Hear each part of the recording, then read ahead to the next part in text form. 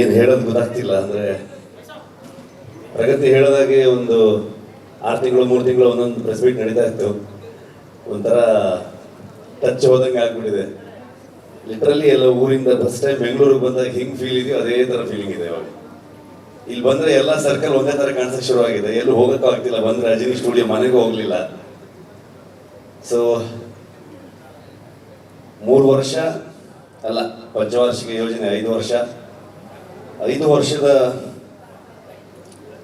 ಜರ್ನಿಲಿ literally thanks ಹೇಳಕ್ಕೆ ಶುರು ಮಾಡಿದ್ರೆ ಅದಕ್ಕೆ ಕೆಲವಷ್ಟು ದಿನ ಬೇಕು ಅಂತ ಅನ್ಕೊಳ್ತೀನಿ ನಾನು.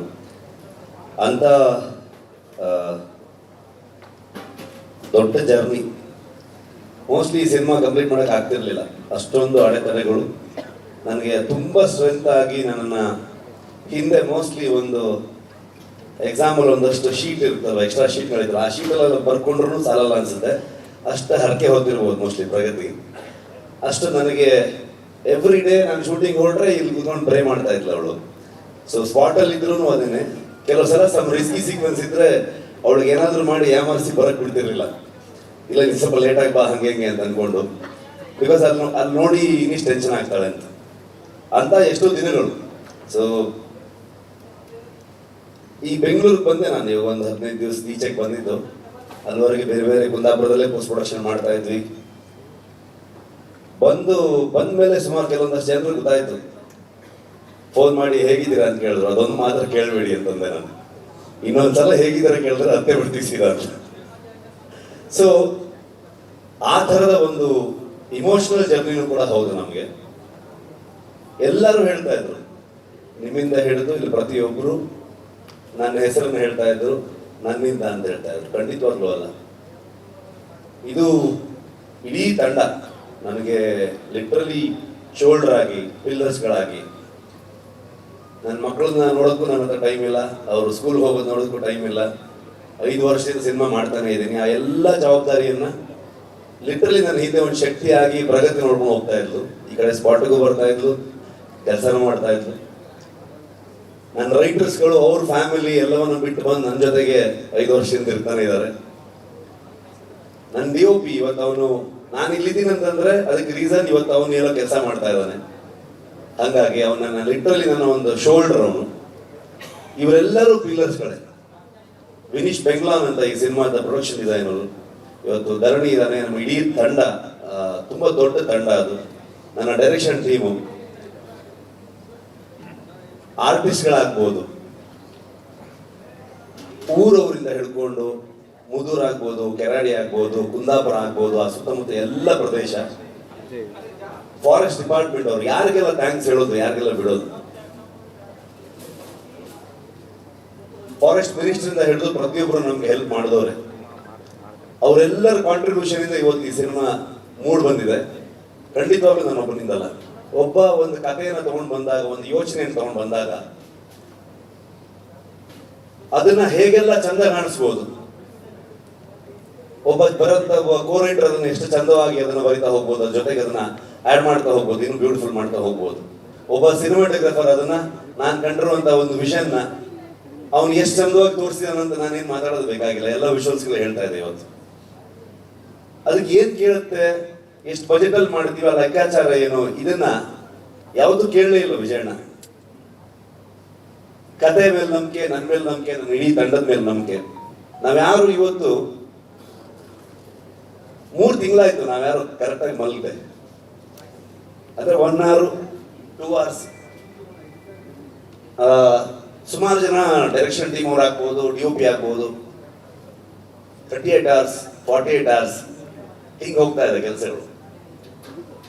ಆ ಪ್ರತಿಯೊಬ್ಬರದ್ದು ಎಫರ್ಟ್ ಇದೆಯಲ್ಲ,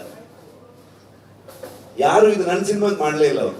ಇದೆಲ್ಲ ಪ್ರತಿಯೊಬ್ಬರು ಇನ್ಕ್ಲೂಡಿಂಗ್ ಪ್ರೊಡ್ಯೂಸರ್ಸ್ ಇಂದ ಹಿಡಿದು ಟೀ ಕಾಫಿ ಕೊಡುವಂತ ಪ್ರೊಡಕ್ಷನ್ ಹುಡುಗರವರೆಗೂ ನಮ್ಮ ಫಿಲ್ಮು ಅಂತ ಸುಮಾರಷ್ಟು ಕೇಳ್ಬಿಡ್ತಾ ಇತ್ತು ಮೀಡಿಯಾದಲ್ಲಿ, ಅಲ್ಲಿ ಇಲ್ಲಿ ಎಲ್ಲ ಕಡೆಗೆ. ಕಾಂತಾರ ಮಾಡಕ್ ಶುರು ಮಾಡಿದ್ಮೇಲೆ ಸೆಟ್ಟಲ್ ಹಾಗಾಯ್ತು ಹೀಗಾಯ್ತು ಅಂತೆಲ್ಲ ಕೇಳ್ಪಡ್ತಾ ಇತ್ತು. ಲೆಕ್ಕ ಹಾಕಿದ್ರೆ ಮೋಸ್ಟ್ಲಿ ಒಂದು 4 ಸಲ 5 ಸಲ ನಾನು ಹೋಗಿ ಬಿಡ್ತಾ ಇದ್ದೆ.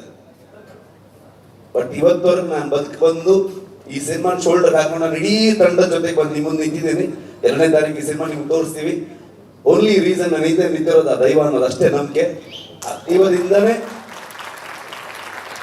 ನಮ್ಮ ಇಡೀ ತಂಡಕ್ಕೆ ಪ್ರತಿಯೊಬ್ಬರಿಗೂ ಆಶೀರ್ವಾದ ಮಾಡಿ ಇವತ್ತು ನಮ್ಮನ್ನು ನಿಲ್ಲಿಸಿದೆ. ಸೊ ಹಾಗಾಗಿ ಪ್ರತಿ ಕಲಾವಿದರಿಗೆ, ರುಕ್ಮಿಣಿ ಅವರಾಗ್ಬೋದು, ಗುಲ್ಶನ್ ದೇವಯ್ಯ ಬಂದಿಲ್ಲ, ನಮ್ಮ ಕನ್ನಡದವರು, ಬಾಲಿವುಡ್ ಆಕ್ಟರ್ ಅಂತ ಹೇಳ್ತಾರೆ, ಅಲ್ಲ ಆಕ್ಚುಲಿ ಕನ್ನಡದವರು, ಕೂರ್ಗಿನವರು. ತುಂಬಾ ಅದ್ಭುತವಾಗಿ ಅವರು ಅಭಿನಯ ಮಾಡಿದ್ದಾರೆ. ಜಯರಾಮ್ ಸರ್ ಆಗ್ಬೋದು, ಕನ್ನಡದ ಎಷ್ಟೋ ಥಿಯೇಟರ್ ಆರ್ಟಿಸ್ಟ್ಗಳು, ಎಷ್ಟೋ ಜನ ಪ್ರತಿಭೆಗಳು ನಮ್ಮ ಇಡೀ ತಂಡ ಸೇರ್ಕೊಂಡಿದ್ದಾರೆ. ಒಂದ್ ದಿವಸ ಸುಮ್ಮನೆ ಯೋಚನೆ ಮಾಡ್ತಾ ಇದ್ವಿ ನಾವು, ಕೊನೆಯ ಚಿತ್ರೀಕರಣ ಮುಗಿಯೋ ಹಂತದಲ್ಲಿ ಎಲ್ರಿಗೂ ಒಂದು ಅದ್ಭುತವಾಗಿ ಊಟ ಹಾಕಿದ್ರು ವಿಜಯಣ್ಣ ಕುಂದಾಪುರಕ್ಕೆ ಬಂದು. ಅವಾಗ ನಮ್ಮ ಇಡೀ ಕುಂದಾಪುರ ಮತ್ತು ಸುತ್ತಮುತ್ತ ಎಲ್ಲ ಒಂದು ಮಿನಿ ಫಿಲ್ಮ್ ಸಿಟಿ ತರ ಆಗೋಗಿದೆ. ಅಲ್ಲೆಲ್ಲ ಇನ್ನೆಷ್ಟು ಸಿನಿಮಾ ಬೇಕಾದ್ರೆ ಶೂಟಿಂಗ್ ಮಾಡ್ಬೋದು, ಆ ತರದಲ್ಲಿ ಬೆಳೆದಿದೆ ಅದು. ಅವಾಗ ನಾನು ಲೆಕ್ಕ ಹಾಕ್ತಾ ಇದ್ದೆ, ಅಂದ್ರೆ ನಾರ್ಮಲಿ ನಾವು ದೇವಸ್ಥಾನದಲ್ಲಿ ಹೋಗಿ ಸೇವೆ ಕೊಡ್ತೀವಿ, ಅನ್ನ ಸಂತರ್ಪಣೆ ಕೊಡ್ತೀವಿ, ಇನ್ನು ಯಾವುದೋ ಒಂದು ಹುಟ್ಟುಹಬ್ಬದ ದಿವಸ ಒಂದಷ್ಟು ಆಶ್ರಮಗಳಿಗೆ ಅಥವಾ ಬೇರೆ ಬೇರೆ ಜಾಗದಲ್ಲಿ ಒಂದು ಸೇವೆಯನ್ನು ಕೊಡುವಂಥದ್ದು, ಒಂದು ಒಳ್ಳೆ ಒಂದು ವೈಬ್ಗೋಸ್ಕರ, ಒಂದು ಆಶೀರ್ವಾದಕ್ಕೋಸ್ಕರ. ಲೆಕ್ಕ ಹಾಕಿ ನೋಡಿದಾಗ 3 ವರ್ಷದಲ್ಲಿ ಒಂದು ನಮ್ದು ಎಲ್ಲ ದಿನಗೂಲಿ ಲೆಕ್ಕನೇ. ಒಂದು ಲೆಕ್ಕಕ್ಕೆ ನೋಡಕ್ ಹೋದ್ರೆ ಅದನ್ನ ಲೆಕ್ಕ ಮಾಡಿದ್ರೆ, ಒಂದು ಮ್ಯಾನರ್ಸ್ ಅಂತ ಲೆಕ್ಕ ಮಾಡಿದ್ರೆ ಲಿಟರಲಿ ಒಂದು 4.5 ಲಕ್ಷ ಮ್ಯಾನರ್ಸ್ಗೆ ಊಟ ಹಾಕಿದ್ದಾರೆ ಬೊಂಬಾಳೆ ಸಂಸ್ಥೆ ಈ ಸಿನಿಮಾದಿಂದ. ಸಿನಿಮಾದ ಕಲೆಕ್ಷನ್ ಬಗ್ಗೆ ಮಾತಾಡ್ತೀವಿ ನಾವು, ಅಥವಾ ಆ ಸಿನಿಮಾ ಏನ್ ರೆಕಾರ್ಡ್ ಮಾಡ್ತು, ಎಷ್ಟು ಚೆನ್ನಾಗಿ ಬಂದಿದೆ ಎಲ್ಲೋ ಹೇಳ್ತೀವಿ. ಆದ್ರೆ ಸಿನಿಮಾ ಒಂದು ಊರಿಗೆ ಬಂದಾಗ ಇಡೀ ಊರಿಗೆ ಎಷ್ಟು ಚಂದದಲ್ಲಿ ಉದ್ಯೋಗವನ್ನು ಸೃಷ್ಟಿ ಮಾಡುತ್ತೆ. ಅದ್ರ ಜೊತೆಗೆ ಎಲ್ಲರೂ ನಮ್ಗೆ ಕೊಡುವಂತ ಆಶೀರ್ವಾದ ಇದೆಯಲ್ವಾ, ಎಲ್ಲವೂ ನನಗೆ ಅದು ಹೇಳೋದಕ್ಕೆ ಪದಗಳೇ ಇಲ್ಲ, ಅದು ಅಂತ ಒಂದು ಕೆಲಸ. ಹಾಗಾಗಿ ಕಾಂತಾರ ಶುರು ಮಾಡಿದಾಗ ಸಿನಿಮಾ ಅಲ್ಲಿಂದ ಅದೊಂದು ಇಮೋಷನಲ್ ಜರ್ನಿ ಆಗ್ತಾ ಹೋಯ್ತು, ಪರ್ಸನಲ್ ಜರ್ನಿ ಆಗ್ತಾ ಹೋಯ್ತು. ತುಂಬಾ ದೊಡ್ಡ ತಂಡವಾಗಿ ಬೆಳೆದಿದೆ, ಸಾವಿರಾರು ಜನರು ಇವತ್ತು ಕೆಲಸ ಮಾಡಿದ್ದಾರೆ ಸಿನಿಮಾಗೆ. ನಿಮ್ ಪ್ರತಿಯೊಬ್ಬರಿಗೂ ನಾನು ಥ್ಯಾಂಕ್ಸ್ ಹೇಳಲಿಕ್ಕೆ ಇಷ್ಟಪಡ್ತೀನಿ.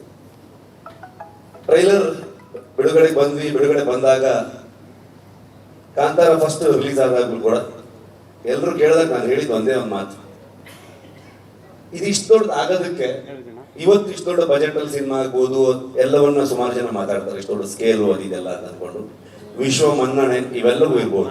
ಇದೆಲ್ಲದಕ್ಕೂ ಕಾರಣ ಆಗಿರೋದು, ಮೂಲ ಕಾರಣ ಕನ್ನಡಿಗರು, ಕನ್ನಡದ ಮಾಧ್ಯಮದವರು. ನೀವು ಅದನ್ನ ಇಷ್ಟು ದೊಡ್ಡ ಮಟ್ಟಕ್ಕೆ ತಗೊಂಡು ಹೋಗಿ ಅದನ್ನ ಅಂತಾರಾಷ್ಟ್ರೀಯ ಮಟ್ಟಕ್ಕೆ ಅಥವಾ ರಾಷ್ಟ್ರೀಯ ಮಟ್ಟಕ್ಕೆ ಅದನ್ನ ಪರಿಚಯಿಸಿ ಬೆಳೆಸಿ, ಇವತ್ತು ನಮಗೆ ನಿಜವಾಗ್ಲೂ ನಿಮ್ಮಿಂದ ಇವತ್ತು ಕಾಂತಾರ ಚಾಪ್ಟರ್ 1 ಆಗಿದೆ, ಇಷ್ಟು ದೊಡ್ಡ ಸಿನಿಮಾ ಹೊರ ಬಂದಿದೆ. ಅದು ಹೇಗ್ ಬಂದಿದೆ, ಅದು ಅಷ್ಟು ಎಕ್ಸ್ಟ್ರಾರ್ಡಿನರಿ ಇದು ಅದು ಅಂತೆಲ್ಲ ನಾನೇನು ಹೇಳಕ್ ಹೋಗಲ್ಲ. ಯಾಕಂದ್ರೆ ನಾವು ಇವತ್ತೇನಾಗಿದೆ, ಒಂದು ಸಿನಿಮಾ ಬಗ್ಗೆ ನಾವೇ ಜಾಸ್ತಿ ಮಾತಾಡ್ತೀವಿ. ನನ್ನ ಪ್ರಕಾರ ನೀವು ಮಾತಾಡಬೇಕು, ನಿಮ್ಗೆ ಹೇಗೆ ಅನ್ಸುತ್ತೆ ಅಂತ ನೀವು ಹೇಳ್ಬೇಕು. ಜನರಿಗೆ ನಾವೇನು ಹೇಳಕ್ ಹೊರಟಿದೀವಿ, ಅದು ಎಷ್ಟು ಮಟ್ಟಿಗೆ ರೀಚ್ ಆಯ್ತು ಅನ್ನೋದೇ ತುಂಬಾ ಇಂಪಾರ್ಟೆಂಟ್ ಆಗುತ್ತೆ. ಅಷ್ಟೇ ಹೇಳಕ್ ಇಷ್ಟಪಡ್ತೀನಿ. ಇನ್ನ ಜನರಲ್ ನಾಲೆಜ್ ಇಲ್ಲ, ಯಾಕಂತಂದ್ರೆ 3 ವರ್ಷ ಏನ್ ನಡೀತಿದೆ ಗೊತ್ತಿಲ್ಲ ಪ್ರಪಂಚದಲ್ಲಿ. ಸೊ ಸಿನಿಮಾದೊಳಗಡೆ ಮುಳುಗೋಗಿದ್ದೀವಿ ಅಷ್ಟೇ ಹೇಳ್ಬೋದು. ಇನ್ನೇನು ಬಂದ್ವಿ 2ನೇ ತಾರೀಕು ಪ್ರಪಂಚದಾದ್ಯಂತ ಹೊಂಬಾಳೆ ಅಂತ ಸಂಸ್ಥೆ ಪ್ರಗತಿ ಆವಾಗಲೇ ಹೇಳಿದಾಗೆ ನನಗೆ ಒಂದು ಲೈನ್ ಕಥೆಯನ್ನ ಹೇಳಿ ಅದನ್ನ ನನ್ನ ಮೇಲೆ ನಂಬಿಕೆ ಇಟ್ಕೊಂಡು, ಅಲ್ಲಿಂದ ನಾನು ಅವರಿಗೆ ಪರಿಚಯ ಮಾಡಿದಂತ ನನ್ನ ತಂಡದ ಮೇಲೆ ನಂಬಿಕೆ ಇಟ್ಕೊಂಡು ಇಲ್ಲಿವರೆಗೆ ಬಂದಿದ್ದೀವಿ. ಸಿನಿಮಾದಲ್ಲಿ ಯಾವಾಗಲೂ ಒಂದು ಸರ್ಕಲ್ಲು, ಒಂದು ಬಾವಿ, ಈ ತರ ವಿಷಯಗಳನ್ನು ತೋರಿಸ್ತಾನೆ ಹೋಗ್ತಿದೀವಿ. ಅದ್ರ ಒಳಗಡೆ ಇನ್ನು ಎಷ್ಟೆಷ್ಟು ವಿಚಾರಗಳಿದೆ ನನಗೂ ಗೊತ್ತಿಲ್ಲ, ಕರ್ಕೊಂಡು ಹೋಗ್ತಾ ಇದ್ದೀವಿ. ಸೊ ನೋಡೋಣ, ನನಗೂ ಏನು ಫ್ರೇಮ್ ಮಾಡೋದಕ್ಕೆ ಆಗ್ತಿಲ್ಲ, ಏನು ಅನ್ಸಿದೆ ಅದನ್ನ ಹೇಳಿದ್ದೀನಿ ಅಷ್ಟೇ. ಐ ಥಿಂಕ್ ಕವರ್ ಮಾಡಿದ್ದೀನಿ ಅನ್ಕೊಳ್ತೀನಿ. Master thank you, writers thank you, direction team, art team, costume team, ಎಲ್ಲ ಆರ್ಟಿಸ್ಟ್ಗಳು. ತುಂಬ ಕಷ್ಟ, ಅಂದರೆ ಯಾವ ಲೊಕೇಶನಲ್ಲೂ ನಿಜವಾಗ್ಲೂ ಮನುಷ್ಯರು ಹೋಗೋದಂಥ ಲೊಕೇಶನ್ ಆಗಿರಲಿಲ್ಲ ಅದು. ಇಡೀ ಇಷ್ಟು ತಂಡ, ಸ್ಪೆಷಲಿ ಪ್ರೊಡಕ್ಷನ್ ಕಡೆಯಿಂದ ಆದರ್ಶ ಆ್ಯಂಡ್ ಟೀಮು, LPಸು, ನಿಮ್ಮೆಲ್ರಿಗೂ ಆ ಲೊಕೇಶನ್ಗಳನ್ನ ಫೈಂಡ್ ಔಟ್ ಮಾಡಿ ಅಲ್ಲಿ ಬೇಕಾಗಿರುವಂಥ ಅರೇಂಜ್ಮೆಂಟ್ಸ್ಗಳನ್ನ ಮಾಡಿರೋದು. ಸೊ ಅದಕ್ಕೆಲ್ಲ ಅದನ್ನು ಮರೆಯೋದಕ್ಕೆ ಆಗಲ್ಲ.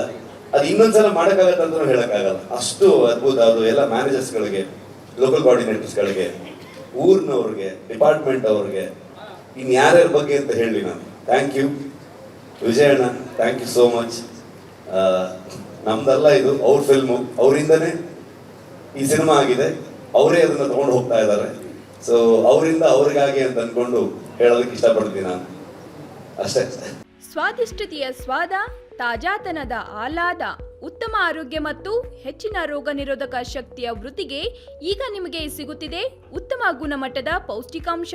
Shri Vaidik millet health mix, ಇದು ಸಿರಿಧಾನ್ಯಗಳ ಸಂಪತ್ತು.